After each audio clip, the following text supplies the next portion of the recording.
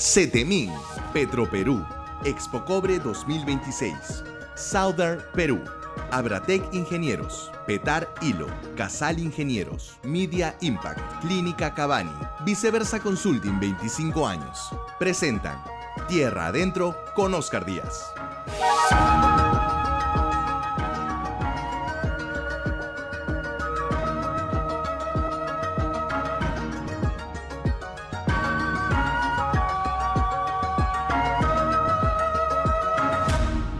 Señoras y señores, muy buenas noches y bienvenidos a una nueva edición de su programa dominical Tierra Adentro, como todos los domingos en el doble horario estelar de las 7 o las 9 de la noche a través del primer canal de noticias, que es sin lugar a dudas ATV+, nuestra casa. Tierra Adentro les da la bienvenida y quien les habla, Oscar Díaz, y por acompañarnos en esta fecha especial. Estamos a horas de celebrar todos nuestras fiestas patrias, nuestro Día Nacional. Y la verdad es que estamos seguros que muchos de ustedes han aprovechado estos feriados para compartir con la familia, con los amigos, como debe ser. Digamos, estos feriados sí se justifican. Hay otros que inventa el gobierno que no sabemos para qué, porque el Perú necesita más trabajo, menos ocio, pero el de Fiestas Patrias, nada, ese no se discute. Así que les dedicamos de todo corazón esta edición especial de Tierra Adentro con excelentes invitados, por cierto. También quiero mencionar al Hotel Pacífico de Talara, que en poco tiempo será además el que nos recibirá a quienes participaremos en el Congreso Internacional de la Reactivación Petrolera en Talara, en Tumbes y Piura, pero obviamente la cita será en Talara. Un abrazo fuerte para los amigos del Hotel Pacífico de Talara. Bien, vamos a empezar de inmediato con nuestro primer invitado. Nuestro primer invitado en la entrevista de portada es Raúl Molina, ex viceministro de Gobernanza Territorial, con el que vamos a analizar, digamos, todo lo que se viene ahora en época electoral, la conflictividad social. Ya hemos tenido algunos incidentes en las semanas anteriores, pero ¿qué se viene? Él es, sin lugar a dudas, el viceministro de Gobernanza Territorial que tuvo más éxito y que dejó más huella en su labor, y por eso hemos querido invitarlo hoy para conversar y que nos diga qué es lo que ve, qué es lo bueno, lo malo y lo feo de lo que estamos viendo hoy y cómo prepararnos para ese escenario. La entrevista de portada de hoy en esta edición de Fiestas Patrias de Tierra Adentro llega gracias a Abratec Ingenieros. Ingenieros es la empresa líder en fabricación y reparación de repuestos mineros y metalmecánica. En Abratec Ingenieros, la fabricación y comercialización de productos de poliuretano y caucho de gran rendimiento son nuestra especialidad. Somos Abratec Ingenieros, 24 años aportando tecnología al crecimiento de la minería peruana.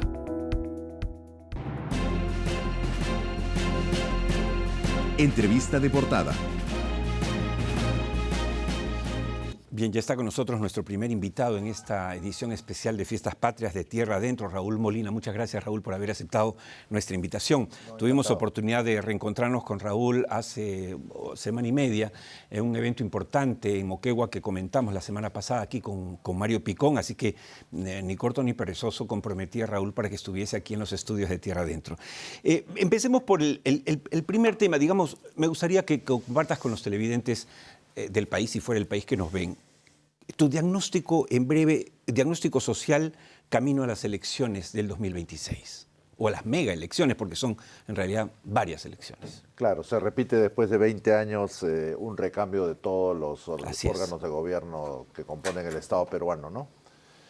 Diagnóstico, si me quedara con una sola idea, estamos asistiendo a una sociedad enferma de desconfianza, ¿no? O sea, el deterioro de las instituciones, el mal desempeño del Estado, a una sociedad que ya teníamos problemas graves de poca confianza interpersonal, y eso sale en varios estudios como Latino Barómetro y otros. Hoy día eso creo que se ha convertido en una enfermedad casi crónica, o sea, la gente no confía. Y frente a eso no tiene líderes que puedan recuperar, resucitar, renovar la confianza, sino más bien líderes que refuerzan esa sensación de frustración casi crónica que está enferma en nuestra sociedad. Es un problema bien preocupante en términos de devenir social. Claro, y además esto ligado a una atomización política francamente preocupante. Por eso te porque digo, la ¿no? representatividad ya en este gobierno ha sido nula. ¿No? ¿Qué explica el 2%, por ejemplo, de la presidenta? Es que nunca tuvo ni 5% en realidad. Exactamente, ¿no? O sea, después de 20 años de retorno a la democracia, hemos tenido una primera vuelta con un candidato con 15% y una candidata con 11%. Pero si lo hacíamos sobre el total de votantes, porque eso es sobre los Así válidos, son candidatos que no representan sino una porción muy pequeña de peruanos. Uno ¿no? de cada 10 peruanos. Exactamente. Digamos, ¿no? Para decirlo en y ahora fácil. nos vamos a enfrentar a algo peor. Tenemos Peor. más de 40 partidos inscritos, ¿no? Exacto. Ahora, en este escenario, Raúl, las mineras y las petroleras, ¿crees tú que están preparadas para enfrentar el clima social agitado que puede darse entre este y el próximo año? O sea, yo creo que hay un debate creciente en el sector minero en particular, porque el sector petrolero en el Perú se ha retraído en los últimos años a raíz de los problemas de Petroperú, la conflictividad social en Loreto, etcétera, con excepción del yacimiento de Camisea, digamos, en Cusco, ¿no? De gas. Pero en el sector minero yo creo que hay una preocupación seria por la viabilidad social futura del sector y hay un debate al interior. Todavía creo que no hay consensos suficientes, pero hay una preocupación creciente en los actores más visibles del sector de preguntarse cómo mejorar de manera sostenible, con perspectiva de mediano plazo, la convivencia con las comunidades territoriales donde operan, ¿no? Y hay toda esta discusión sobre gobernanza y desarrollo territorial para fortalecer las relaciones de convivencia, que creo que está todavía en curso, ¿no? Que hay que seguirla empujando para que se pueda expresar en estrategias empresariales concretas, ¿no? Quizá un reto que aún no se ha llevado a la práctica del sector minero informal es poder trabajar unido por lo menos para empezar en sectores, o sea, el corredor minero del sur, el corredor minero del norte, o sea, trabajar de manera mancomunada, así como las mancomunidades de las regiones que se quieren trabajar, impulsar. ¿No crees que ese sería un primer gran paso? Pero es un desafío fuerte. Las empresas, como la mayor parte de las herramientas que usan para definir sus estrategias de relacionamiento con el territorio están basadas en una evaluación de riesgos poniendo al centro a la empresa, todavía no logran abordar estrategias de diseño, de evaluación de riesgos poniendo al territorio en el centro, donde la empresa pasa a ser un actor más. En tanto no hagan eso, les va a ser muy difícil poder reconocer que puedo estar compartiendo problemas y riesgos con otras empresas que están en el territorio cercano y también podría compartir algunos desafíos de desarrollo, algunas cooperaciones con el territorio que virado solo poniendo al centro a cada empresa individualmente es muy difícil de hacer. Sí, claro. Además responden muchas de ellas, las grandes mineras sobre todo, a los directorios que están en el exterior fuera y que no conocen, digamos, el desafío y que se están viendo a sí significa mismos todo el tiempo, no necesariamente al territorio, que es un tema que además tú Yo creo que es clave que las empresas aprendan a poner al territorio en el centro, donde ellos son un actor, porque además eso puede contribuir a dispersar las responsabilidades y a no ponerlas todas sobre bajar su presión sobre cada uno de ellos. Totalmente de acuerdo. En el caso del Reinfo, ¿cómo ves tú esto, que ha sido tema de las últimas semanas? ¿Por qué crees que ha fracasado el Reinfo? Tú has sido viceministro de Gobernanza Territorial, has tenido que ver con esto directa o indirectamente. ¿Dónde está la madre del cordero de este fracaso? Porque creamos una herramienta de registro con ánimo temporal y se convirtió, como muchas cosas en el Perú, en algo mucho más duradero de la concepción inicial. Y entonces comenzó a ser usado como salvoconducto para poder operar en cualquier condición en la actividad minera, ¿no?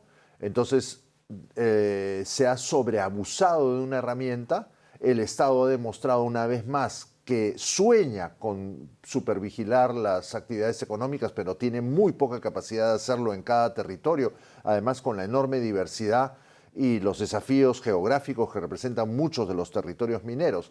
Entonces el Reinfo se fue haciendo eterno y alrededor de él ha crecido un universo de mineros de tal magnitud que el Estado no puede controlar, provocado principalmente por la pobreza rural, ¿no? A eso quería llegar. Estamos hablando de que aproximadamente 500.000 peruanos trabajan en la minería artesanal, en la pequeña minería, directamente. ¿Qué hacemos con ellos? digamos, los integramos con la minería legal. El ministro de Energía y Minas ha hablado en este programa hace 3 semanas, queremos una sola minería, o los proscribimos, porque hay otro grupo, estamos en el otro grupo que dice, no, hay que proscribirlos, se termina el reinfo y todos, no sé, se convierten en delincuentes. ¿Qué piensas tú? No hay forma de proscribirlos. Quiero ser muy enfático en eso. El único camino es incluirlos. Y la razón es muy simple, Óscar. Tenemos una economía donde 4 de cada 5 peruanos están fuera de la economía legal. Ese es el drama. La culpa o la responsabilidad la tiene una economía legal muy chiquita para el tamaño de la población. Entonces, esa gente tiene que trabajar. Claro, a esa actividad minera pequeña y artesanal se ha sumado actividad delictiva sin ninguna duda. Parte de ella se desarrolla en lugares donde no se debería hacer minería, sin ninguna duda. Otra que no se desarrolla en lugares prohibidos, pero se desarrolla en unas condiciones que son inaceptables en términos ambientales y laborales, sin ninguna duda. Pero la respuesta no es proscribirlos, la respuesta es encontrar una manera de integrarlos al alcance de ellos, probablemente un mecanismo progresivamente exigente a lo largo de los años, comenzando con una valla baja, pero con un compromiso claro de que la valla vaya subiendo, pero eso es un desafío para el Estado, porque si pone una valla baja con requisitos crecientes y no es capaz de verificar que esos requisitos se cumplan, todo el mundo va a decir una vez más, podemos cabrearnos las reglas del Estado y esa ilegalidad, informalidad se va a convertir nuevamente en una bomba de tiempo en un cierto número de años. Hay que buscar un mecanismo. Mientras que sigamos viendo el problema como solo el reinfo, no vamos a encontrar salida, porque va a seguir el argumento que está usando la Asociación de Mineros Artesanales de que ¿cómo hago para operar si me exigen un contrato y el titular de la concesión no me quiere dar contrato?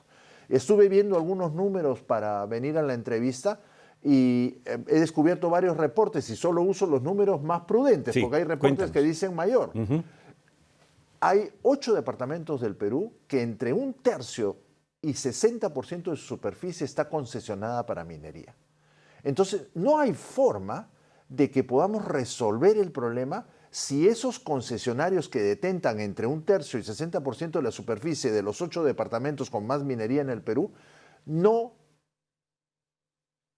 aceptan reglas que permitan convivir con esos ejércitos de miles de mineros que ahora llamamos informales. Y eso va a significar que el Estado va a tener que hacer un análisis mucho más preciso del estado de todas esas concesiones. Hay concesiones que están en operación con empresas de gran capital. Hay concesiones que están en operación con pequeñas empresas y hay concesiones que están ociosas.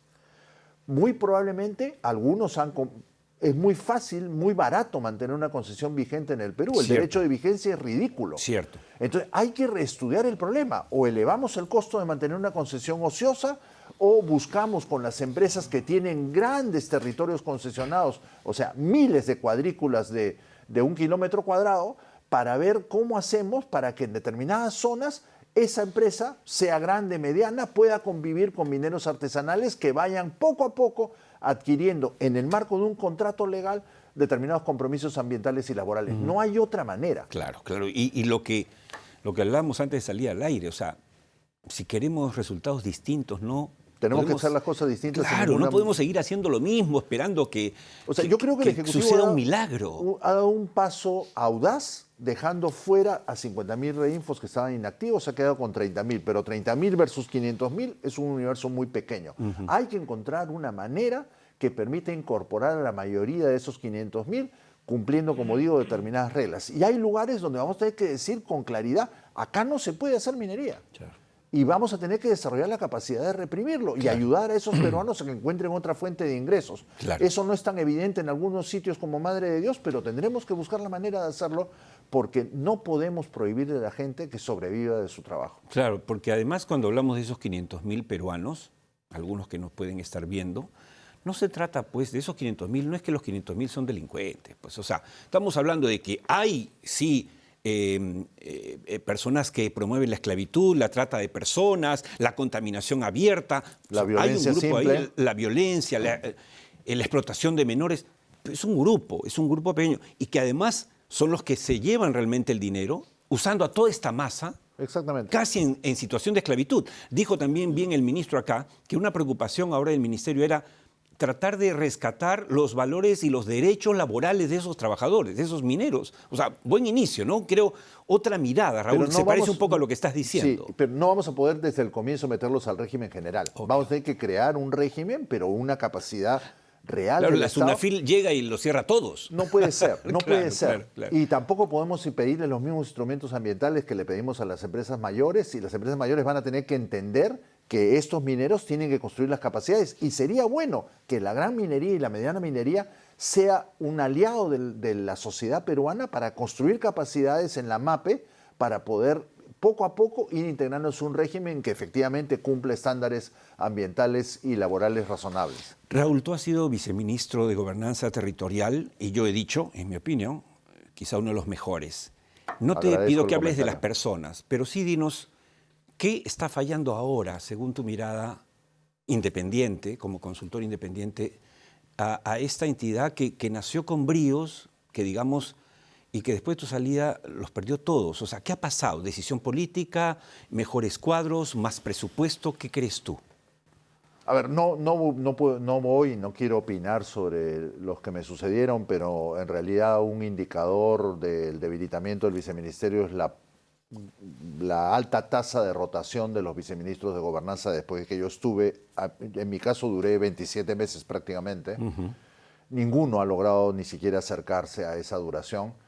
Yo creo que hay varios factores. Probablemente algunos de ellos no tenían suficiente experiencia en una temática tan compleja como la que ve el viceministerio, desde los conflictos sociales, la demarcación territorial, la descentralización, y ahora va a haber el ordenamiento territorial.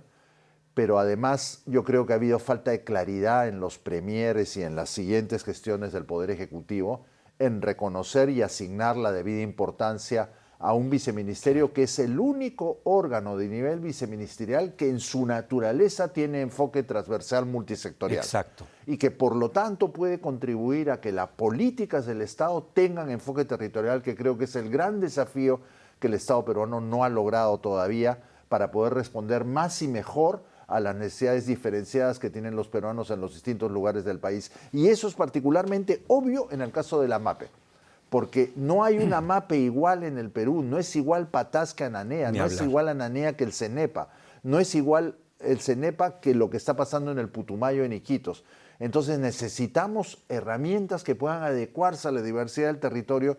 El Viceministerio de Gobernanza tendría que tener ese mandato. Yo creo que ese viceministerio debería ser la semilla en el futuro de un Ministerio de Desarrollo Territorial que ayude a incorporar una lógica multisectorial en la política pública nacional. Claro, porque todo se hace de manera voluntarista en el Perú. Así como hay invasiones alrededor de Lima y alrededor de las principales ciudades del Perú, también se avanza, pero sin planes. Sin ninguna duda. Como el tren de Chosica, que ya lo comentamos la semana pasada, que no va a haber la luz, según nosotros, podemos equivocarnos, porque nunca tuvo plan. Nunca tuvo plan, nunca hubo proyecto. Como un riel de ida y otro regreso el mismo. No, por favor. O sea, un servicio de transporte no se puede hacer trayendo vagones y locomotoras nomás. Claro.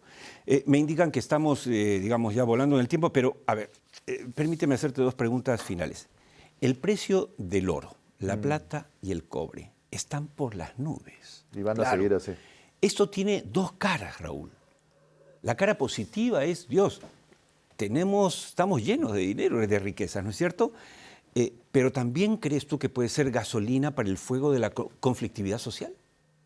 O sea, sin ninguna duda, ¿no? Mayores ingresos en la minería generan expectativas en los territorios, sobre todo en territorios que han sido tradicionalmente carentes, donde suele coincidir con la minería, sobre todo con la de gran escala. Entonces, mayor razón para invocar un sentido de urgencia en la necesidad de construir una nueva manera de la minería de relacionarse con el territorio, y la sociedad peruana asegurarse que este nuevo hipo de altos precios, que va a producir también altos ingresos públicos, ese evento de Moquegua que mencionabas. Hoy día las municipalidades de Moquegua reciben más canon que en el año 2013, que fue el hipo del ciclo anterior de altos precios.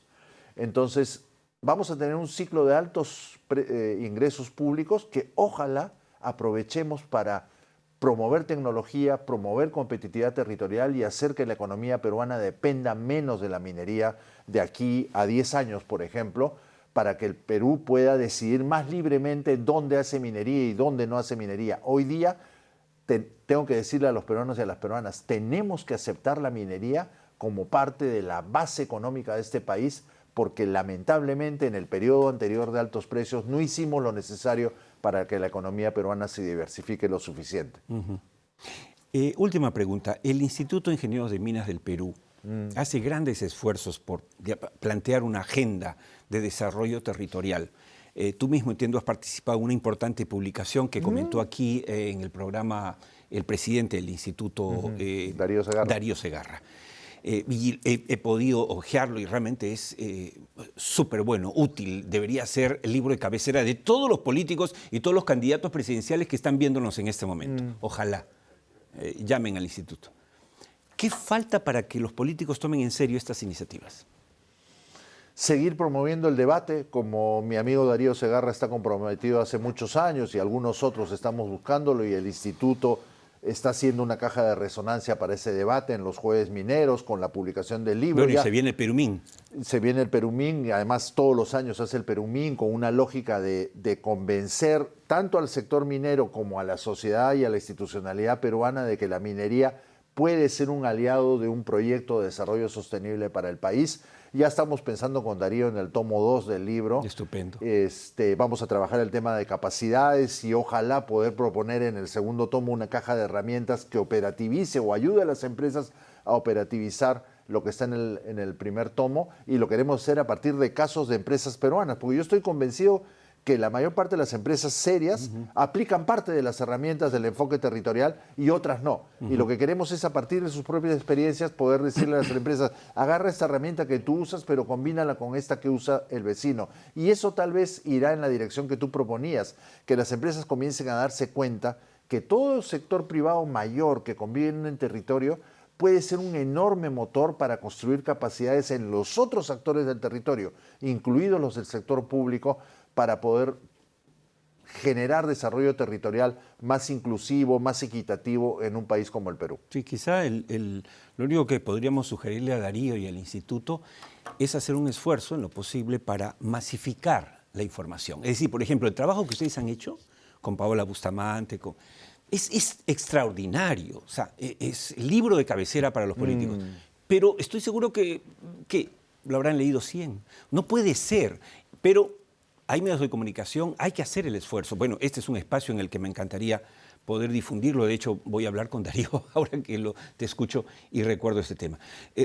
Raúl, muchas gracias. Estoy seguro que lo han leído más, Oscar. Bueno, pero sí, 500, falta. 1000. En algún momento hablamos con Darío, no lo hemos podido... No quiero quitarle importancia, todo lo contrario. Es que me parece injusto que lo lean 1000 o 2000. Sí. No puede ser, hay que hacerlo masivo. Hay que hacer una campaña de discusión de esos temas en provincias. En algún momento lo hablamos con él, no le hemos podido dar forma, pero todavía es posible hacer, y tal vez el segundo tomo sea el pretexto para ello. Estupendo. Muchas gracias, Raúl. Gracias a ti, más bien, amigos, Oscar. nos vamos al primer corte. Ha sido Raúl Molina, ex viceministro de Gobernanza Territorial. Han visto justamente que sus aportes nos permiten repensar un poco las cosas que estamos haciendo mal para tratar de hacerlas mejor. Nos vamos de inmediato a nuestro segmento de pase comercial Dato Duro, que llega como siempre gracias a Southern Perú.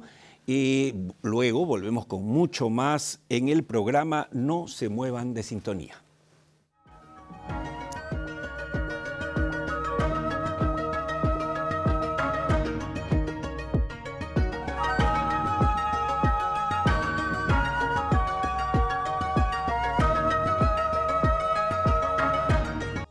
CETEMIN, Petroperú, Expocobre 2026, Southern Perú, Abratec Ingenieros, Petar Hilo, Casal Ingenieros, Media Impact, Clínica Cavani, Viceversa Consulting 25 años. Siguen presentando Tierra Adentro con Oscar Díaz.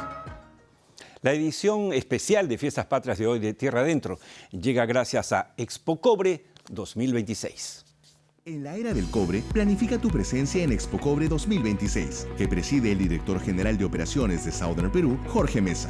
Pregunta por la preventa de Expocobre 2026. Organizan Internet Perú y Viceversa Consulting.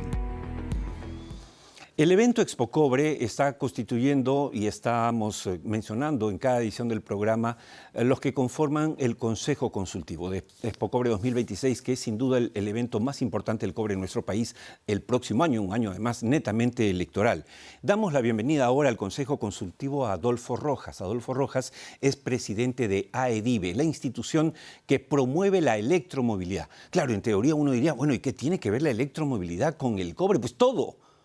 No hay electromovilidad, amigos de Tierra Adentro, sin el cobre, es imposible. Y es justamente por el crecimiento de la electromovilidad, entre otras cosas, que el cobre está creciendo en demanda y en precio. Bienvenido, Adolfo Rojas. Y de inmediato vamos a presentarles nuestro reportaje de hoy, en esta edición de Fiestas Patrias, que llega gracias a CETEMIN.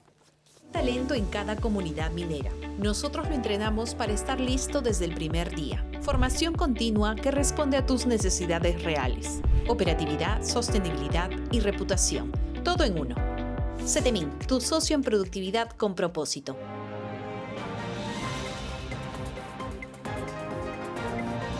El reportaje. Bien, amigos, Torata es una bella ciudad ubicada en la región Moquegua. Yo he tenido oportunidad de estar allí, donde los emprendedores han encontrado un programa que les permite no solo crecer, sino también cambiar sus vidas, pero para bien. Aquí la prueba. En el corazón productivo de Moquegua, Torata ha encontrado un nuevo impulso. Desde el 2018, a través de un concurso de capital semilla financiado por Southern Perú, emprendedores y asociaciones locales acceden a recursos que antes parecían inalcanzables, transformando así necesidades esenciales en oportunidades de desarrollo para cientos de familias de esta zona del Perú. Identificamos esas necesidades y vimos que la empresa podía diseñar una propuesta innovadora que fomente, que ayude, que se convierta en una oportunidad de apalancamiento de recursos, que le den un impulso, por eso el nombre Impulsa, que le den un impulso a estos emprendedores, a estas organizaciones sociales productivas con financiamiento concreto. Necesidades tan cotidianas como, por ejemplo, mejorar un acceso o construir un establo para la crianza de ganado vacuno, o techar un establo,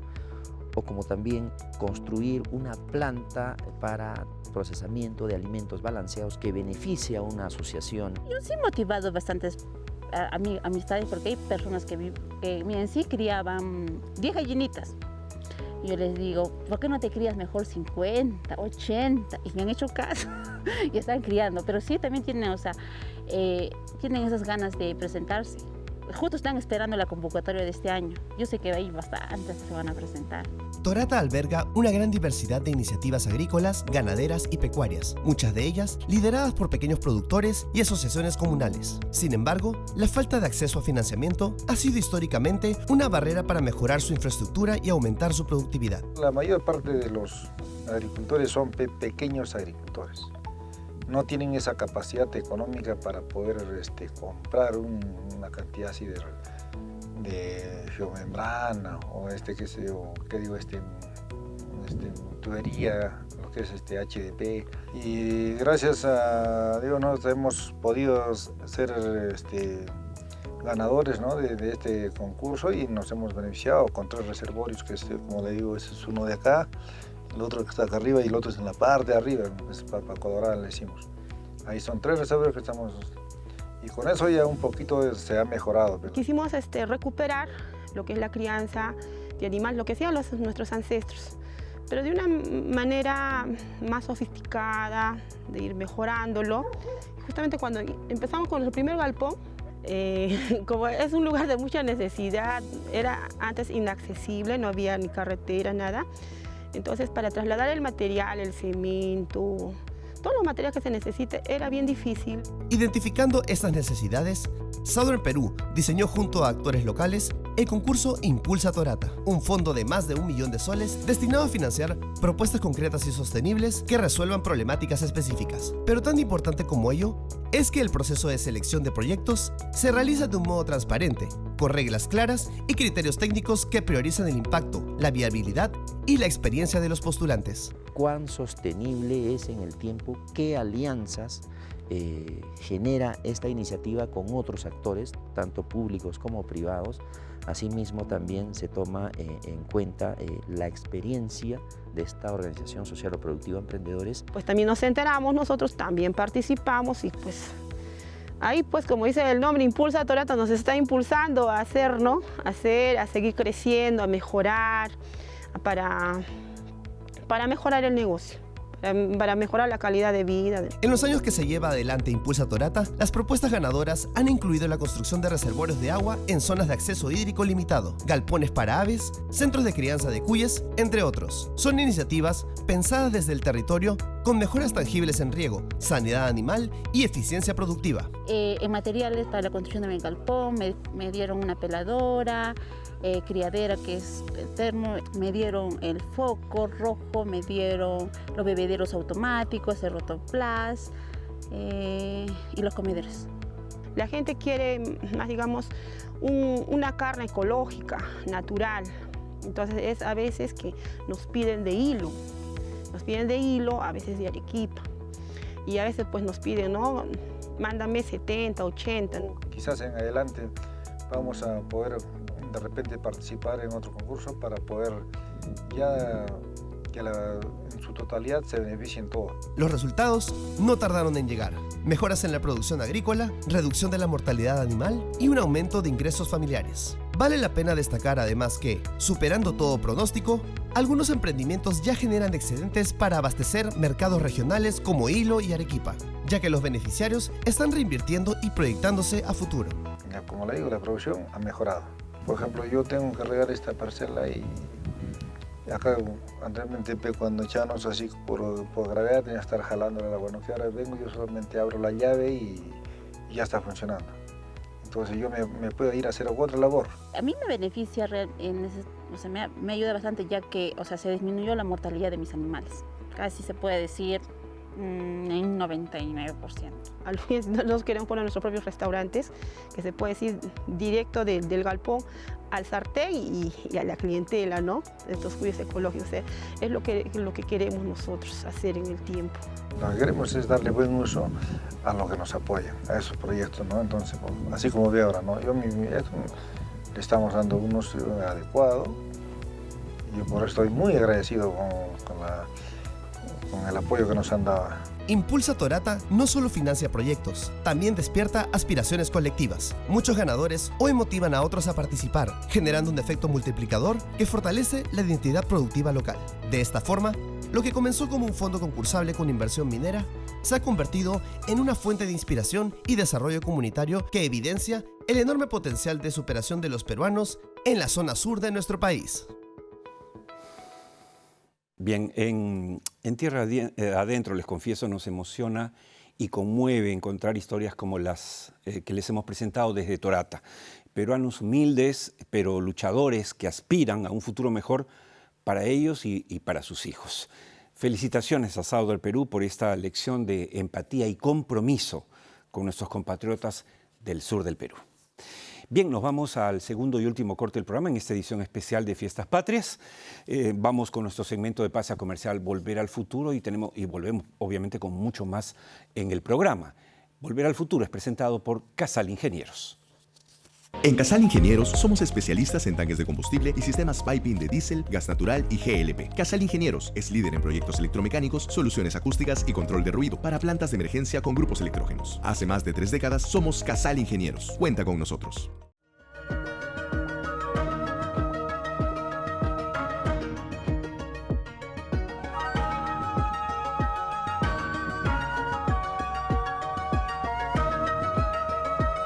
CETEMIN, Petroperú, Expo Cobre 2026, Sauder Perú, Abratec Ingenieros, Petar Hilo, Casal Ingenieros, Media Impact, Clínica Cavani, Viceversa Consulting 25 años. Siguen presentando Tierra Adentro con Oscar Díaz.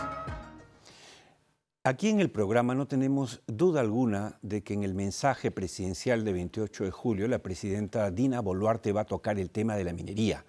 va a hablar de las exportaciones, de los récords que se están logrando y de los precios, además, que benefician a nuestro país en el oro, la plata, el cobre, entre otros metales.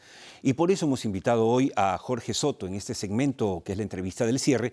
Él es exdirector general de Minería, es presidente del capítulo de Ingenieros de Minas del Colegio Departamental de Lima, del Colegio de Ingenieros del Perú y, por supuesto, también director académico de la Escuela de Minas de la Universidad Nacional Mayor de San Marcos, que está cumpliendo 274 años. Así es que vamos a conversar con él para no adivinar lo que va a decir la presidenta, pero sí ver más hacia futuro de lo que viene para el sector minero. Esta entrevista, que es la entrevista de cierre en esta edición especial de Fiestas Patrias de nuestro programa, llega gracias a Petroperú. La refinería Talara es uno de los complejos industriales más modernos de Latinoamérica. Opera con normalidad cumpliendo los más altos estándares ambientales y técnicos. Gracias a sus modernas unidades de proceso, produce combustibles de la más alta calidad, garantizando su abastecimiento en todo el país. Refinería Talara, la refinería del Perú. Entrevista del cierre. Por si acaso, para empezar, dije 274, obviamente ese es el problema de los programas en vivo. 474 años cumple nuestra querida Universidad Nacional Mayor de San Marcos. Un abrazo a sus autoridades y a sus estudiantes. Bienvenido, Jorge, nuevamente al programa. Gracias, Oscar. Empecemos hablando de los precios, que han llamado tanto la atención, que son motivo de discusión y de alegría para muchos. Los precios del oro, la plata y el cobre están rompiendo récords y los pronósticos más optimistas, ciertamente. ¿Esto es bueno para un país que no ha sabido acortar brechas sociales? De eso un poco hablamos con nuestro primer invitado. No, es muy bueno tener buenos precios. El tema es que no nos hemos preparado para poder aprovechar estos precios. Sabemos que hubo un primer boom minero que nos dio ya los lineamientos de lo que deberíamos hacer para lo que viniera después. Y ahora tenemos casi, se puede decir, un nuevo boom de la minería con estos precios extraordinarios y todavía tenemos muchas brechas allí que manejar y puntos importantes que parte del gobierno en general y en todos los estamentos ha faltado manejar para poder proyectar bien lo que necesitamos como peruanos para los próximos 25 o 50 años. Yo creo que el precio del cobre, que es el que está marcando la tendencia, no solamente en el Perú, sino también, acordémonos que tenemos ahí Argentina con unos nuevos proyectos importantes, así es. Y posiblemente Ecuador. Y tengamos en cuenta que Perú y Chile prácticamente concentran el 42% de la producción de cobre a nivel mundial. Y en una de mis conferencias que dije en Colombia... ¿Has estado hace poco en Medellín? Sí, ¿cierto? En Medellín, justamente viendo las tendencias del cobre y lo que tiene el Perú en proyectos mineros. Si sumamos también lo que se viene por Argentina y Ecuador, Perú podría estar, mejor dicho, todo Sudamérica, podríamos llegar cerca del 60% de la producción del cobre a nivel mundial. Es decir, estaríamos en mayor ventaja para manejar a nivel mundial el precio del cobre, si es que, lógicamente, los países, los presidentes se unieran en una sola línea y, bueno, dijéramos, Sudamérica es el primer aportante del como cobre. Crear una OPEP, pero del cobre, pero nuestra, latinoamericana. A mí me gustaría mucho que eso se diera aquí en Sudamérica y yo creo que tenemos el potencial. No es un sueño muy lejano en realidad, porque al final el negocio funciona, entonces sí conviene, ¿no? Sí. Falta liderazgo quizá. Exactamente, y justamente aquí en el Perú, que estamos a 2.7 millones de toneladas métricas finas de cobre, el 2024-2025, en la proyección, al 2030 Perú podría estar ya en 3.3 millones o al menos 3 millones de toneladas métricas finas si se continúa dándole ese apoyo al proyecto Tía María para que empiece a producir en los últimos 2 años y 2 proyectos más importantes que harían que se eleve esa producción. Pero La Granja, por ejemplo. La Granja y Michiquillay. First Quantum está ahí detrás. Y estas 2 operaciones más grandes que aportarían entre cerca de 500 a 700 mil toneladas métricas finas, llevarían al Perú al 2035 por lo menos a estar en un 4.3 millones de toneladas métricas finas de cobre. Tenemos 10 años, mi estimado Oscar, para proponer, para ejecutar los mejores lineamientos para que el país logre, ¿no es cierto?, esa producción de cobre que ansiamos y que nos daría al Perú pues prácticamente duplicar lo que tenemos de ingreso ahora. Fijémonos un punto importante. El año 2024 en impuestos son 18.000 millones de soles. Así como vamos, en 2030 Perú debería estar ingresando, recaudando el Estado peruano por lo menos poco más de 25.000 millones de soles. La pregunta es, ¿seguimos preparados para todo lo que se viene? Son datos importantes que deberíamos evaluar desde todo contexto y sentar las siguientes bases para ver qué vamos a hacer con todos estos proyectos que tenemos solamente a 10 años que estoy manifestando. Si queremos proyectarnos a mucho más, tenemos una infinidad de proyectos que el Perú podría llegar a las 6.5 millones de toneladas métricas finas de cobre, pasando el 2035 hacia adelante, ¿no es cierto?, 2040, 2050, y Chile que estaría creciendo paulatinamente. Pero algo interesante, el precio del cobre seguirá subiendo. Estamos bordeando más de 10.000 dólares la tonelada, 5.5 dólares la libra, el oro más de 3.400 dólares la onza, y lo que nos espera más adelante es que por lo menos al 2035 deberíamos estar por lo menos 15.000 dólares. Son las expectativas, los analistas en el mundo. Pero al Perú le iría muy bien porque tiene sustentos técnicos desde el punto de vista de proyectos mineros. Y esa es la ventaja que tendríamos sobre el resto de los países. Yo espero en verdad que sigamos trabajando en una línea de fortalecer la minería en su conjunto para lograr estos objetivos que nos trazamos, lo vivimos, pero lo queremos que el país tenga conciencia en general y que esos objetivos y metas de producción se logren hacer.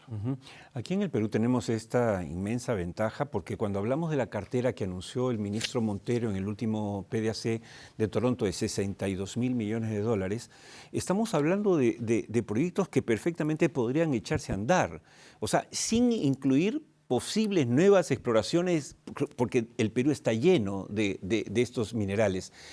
¿Cuál es la real factibilidad, Jorge, de llevar adelante, de concretar esta cartera que es envidiada a nivel mundial? Yo estuve haciendo un análisis, siempre los instrumentos ambientales son un poco lo más complicado. Imagínate Michiquillay, La Granja, el proyecto de las Bambas fase 3, imagínate todo lo que aportaría. Corcovaico, Zafranal, etcétera. Ciertamente estos proyectos pueden darse una agilidad mayor porque debemos entender de que los estudios ambientales muchas veces se nos va el tiempo en estudios en época seca y en época húmeda. Yo soy de los convencidos que bastaría con una sola época y eso es un análisis muy práctico, muy didáctico. El mejor escenario son las épocas húmedas, que vienen las avenidas más fuertes. Entonces tú tendrías toda la data. ¿Y por qué digo esto? Porque las épocas secas, y luego seguirá cambiando, pero la operación se va a iniciar, pues la operación dura 20, 30 años. O sea, tienes para seguir haciendo los estudios, los análisis, ir mejorando en el camino. Pero con estos nuevos innovación en minería, la nueva tecnología, ya deberíamos nosotros marcar una diferencia respecto al resto de los países en el mundo, que en el Perú sí se puede hacer una buena minería teniendo unos buenos lineamientos desde el punto de vista ambiental. Y cuando nos vamos al tema de factibilidad en el Ministerio de Energía y Minas, que viene a ser ya la evaluación de los proyectos desde el punto de vista técnico, hay algo que sí debemos hacer allí. Recordemos que las empresas mineras, cuando hacen un estudio de factibilidad y de inversión, pues tienes una consultora enorme que trabaja más de 300, 500 a 1.000 personas analizando y llegan los proyectos al Ministerio de Energía y Minas. El trabajo del Ministerio de Energía y Minas, que en su momento se vivió, es justamente evaluar desde un punto de vista técnico, pero no vas a evaluar los 5.000 o 10.000 páginas de un proyecto. Claro. Tú tienes que basarte en función al procedimiento que establece la propia normativa de reglamento de procedimientos mineros. ¿Qué es lo que se debería hacer para también reducir los tiempos? No es posible que tengamos más de un año y medio en aprobar también un proyecto de esta naturaleza. Se puede mejorar muchísimo, hay que ya incluir las nuevas herramientas de tecnología en el ministerio para acelerar los procesos de evaluación. Lo tenemos, las empresas mineras lo utilizan. Hay inteligencia artificial. Inteligencia artificial que se debe ya incluir rápidamente. Es un buen punto el que planteas ahora. Es buen punto. Y uno más es que sí se necesita una infraestructura, y aquí yo quisiera pedir a todo el ámbito minero, tanto el Estado como las empresas, debemos decirle al propio Estado que es momento de que el Ministerio de Energía y Minas tenga una mejor infraestructura. Y en verdad que a mí me apena mucho. Yo sé que... Era un punto que quería tocar contigo, porque has hablado del crecimiento en este programa. Hace 4 años, tú sabes, hablamos permanentemente de lo que se venía y se viene. Hace 4 años hablamos de que se iba a disparar el cobre por diferentes razones, y todo lo que dijimos se ha dado, además con la ayuda de nuestro banquero de inversión, José González, que radica en Estados Unidos.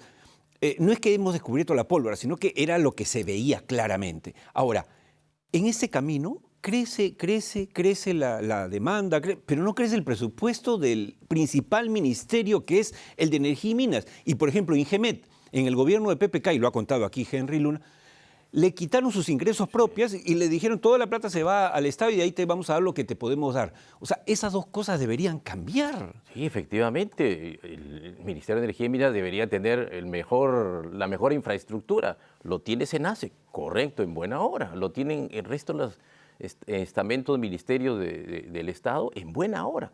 Pero sí necesitamos que tanto el INGEMEC, que hace investigación, que nos dice dónde está, cómo sea la parte mineralógica, con los estudios respectivos, ¿no es cierto? Nos estamos quedando muchísimo. Nos están ganando Argentina en este momento, nos está ganando Chile y posiblemente Ecuador, que empiece con investigaciones avanzadas en los próximos años. Y yo lo comento esto porque en unos viajes de Alemania que estuve hace poco, también se habló mucho sobre el tema de cómo los países deben ir mejorando todo su sistema de información. Perú lo ha tenido muchos años, que justamente Henry Luna fue uno de los artífices de toda esta información que tenemos de catastro minero, pero ya pasamos 30 años y no estamos actualizando, no vamos más allá. Yo creo que es un punto importante, y además, justamente tocando el tema que tú manifiestas, que se le quita ingresos a INGEMEC, ¿no es cierto? Si nosotros nos vamos un poco al tema de lo que se vive actualmente con la pequeña minería y minería artesanal, ¿qué significaría también con este signo de interrogación que pongo yo? Porque muchos de los mineros que están en proceso de formalización definen de que hay concesiones que no se están utilizando. Simplemente datos muy importantes que hay que saber entender, que el número de concesiones en el país, estamos alrededor de 19 millones de hectáreas, 2024, pero si nosotros nos fijamos en el periodo entre 2003 y 2013, en este periodo, por ahí estuvieron cerca de 21.500.000 hectáreas. Se ha reducido. Fíjense en ese punto. A veces... dices el territorio concesionado. ¿Y por qué bajó? ¿Por qué bajó? Porque hay muchos que dejan las concesiones por caducidad, ¿no es cierto? Hay algunos... Claro, no encuentran el dinero para mantener o financiar sus proyectos. O sea, cerca de 2 millones de hectáreas y un poco más bajaron, y estamos en el 2024 con menos hectareaje. Eso es importante. Segundo punto, ¿cuánto ingresa de derecho y vigencia y penalidad? Que seguramente Henry Luna le ha dado datos exactos. Y en el 2024 ingresaron cerca de 248 millones de soles, estamos hablando de 75 millones de dólares. Y si uno saca el porcentaje de concesiones, el 70%, 75% lo tienen pequeños productores mineros y mineros artesanales. Solamente el 25%, es decir, 5 millones de hectáreas, están en la mediana y gran minería, que pagan $3 por año por hectárea, serían 15 millones, y los pequeños mineros y mineros artesanales estarían alrededor de 10 millones de dólares. Eso es lo que se paga. ¿Qué pasaría ahora y si nosotros, ¿no es cierto?, el Estado, mejor dicho, el Estado comienza a dar estas facilidades de las exigencias de la parte de la minería ilegal, se podría decir, o los procesos de formalización, que hay ciertos temas puntuales que sí son importantes, que apoyarlos, pero hay ciertas cosas que no se pueden aceptar. Claro, claro. Bueno, es un tema largo en realidad para hablar. El próximo año, tú eres presidente del capítulo ingeniero de minas del Colegio Departamental de Lima, del Colegio de Ingenieros del Perú. Se realizan varios eventos importantes en un año además caliente por las elecciones. Está CONAMIN, ¿no es cierto? Sí. Que organiza justamente el capítulo que tú diriges. Está Expo Cobre. Así ¿no? es, también. En momentos en que el cobre es la estrella. ¿Tú crees que este tipo de eventos, digamos, deben mantenerse y crecer en el tiempo? Porque hay quienes dicen, no, deberían ser 2 al año y punto, o 1. Yo creo que cuanto más eventos hayan, más podremos tocar de cerca lo que es el beneficio de la minería. Sí, yo creo que, por ejemplo, Expo Cobre es uno de los eventos importantes que define la parte del cobre, ¿no es cierto?, no solamente a nivel de Perú, sino a nivel regional y a nivel nacional e internacional. Regional me refiero a todo Sudamérica. Es un evento muy importante que lógicamente da mucho que manifestar respecto a las producciones y a los nuevos proyectos. Ese es uno de los proyectos, uno de los eventos importantes. CONAMIN, que es otro de los importantes en el Perú, que es del 15 al 19 de junio del próximo año.